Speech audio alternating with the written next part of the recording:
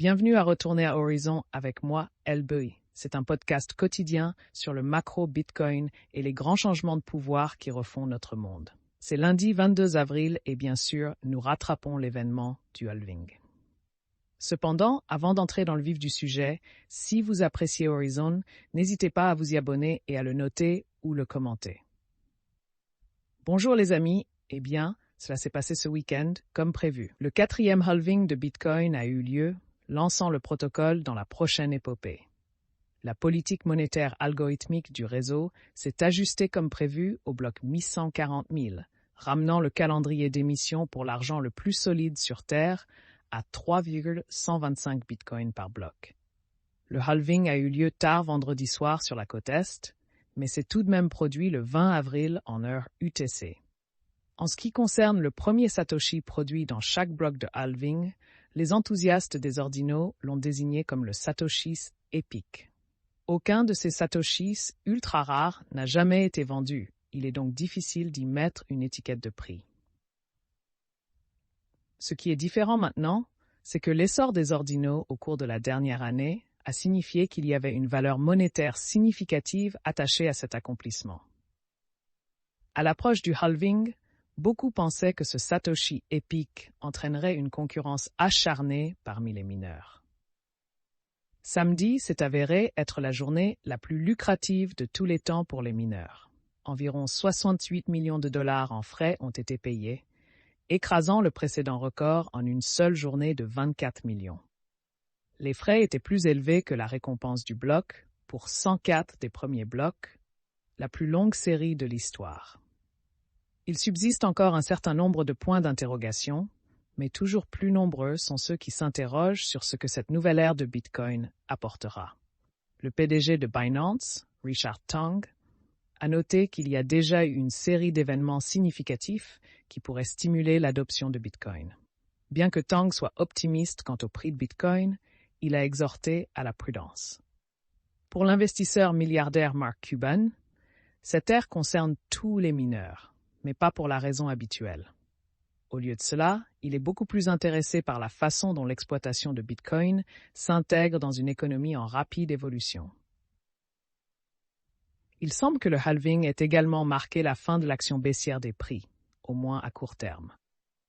La semaine dernière, Bitcoin est descendu plusieurs fois en dessous de 60 000 $, et certains analystes craignaient une baisse supplémentaire à l'approche du halving. Cependant, nous voyons les choses dans une perspective un peu différente ici. Non seulement le halving était-il inclus dans le prix, mais on pouvait s'attendre à ce qu'il soit un événement vendre la nouvelle. Rien de tout cela n'était visible sur les graphiques, avec un mouvement de prix généralement positif le vendredi. Bitcoin est remonté à 65 000 $ et n'a pas été échangé en dessous de 63 000 $ pendant tout le week-end.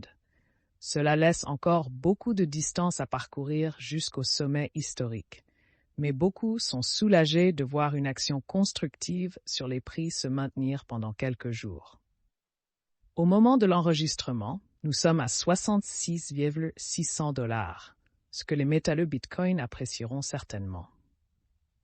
Nous pourrions ne pas être encore sortis d'affaires, mais le sentiment est nettement plus prudent maintenant qu'il ne l'était il y a une semaine.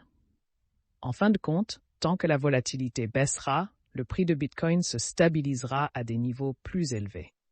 Une fois cette volatilité diminuée, le prix du Bitcoin restaurera un équilibre plus étroit entre le nombre d'acheteurs et de vendeurs et stabilisera le marché. De plus, l'industrie émergera avec plus d'utilisateurs, une capitalisation boursière plus élevée et une plus grande liquidité. Le moteur de prix évident et important derrière le halving est la réduction de la NUF. Elle offre. Beaucoup soutiennent que Bitcoin a atteint un point où la réduction de l'offre est un facteur insignifiant par rapport au volume quotidien régulier des échanges. Et bien que cela puisse être une prise de position réaliste, les récits qui sous-tendent une réduction de l'offre demeurent une histoire très facile à raconter. En dépit d'une correction majeure ces dernières semaines, nous commençons à voir des signes selon lesquels le pire est passé. Les indicateurs on-chain suggèrent que les détenteurs de Bitcoin étaient plus que disposés à acheter la baisse. Mardi dernier, lorsque Bitcoin a touché un plus bas de 2 mois, l'activité d'achat a grimpé en flèche. Plus de 1,7 milliard de dollars de Bitcoin ont été envoyés à des adresses identifiées pour leur activité d'accumulation. C'est la plus grande accumulation en une seule journée dans la série de données de CryptoQuant en utilisant la métrique. Pour terminer, c'est un sentiment optimiste que je ressens actuellement et que je ressens. Nous avons traversé une période où il était plutôt sombre, où les gens avaient commencé à s'habituer à l'idée que ce marché haussier pourrait avoir rapidement épuisé ses réserves.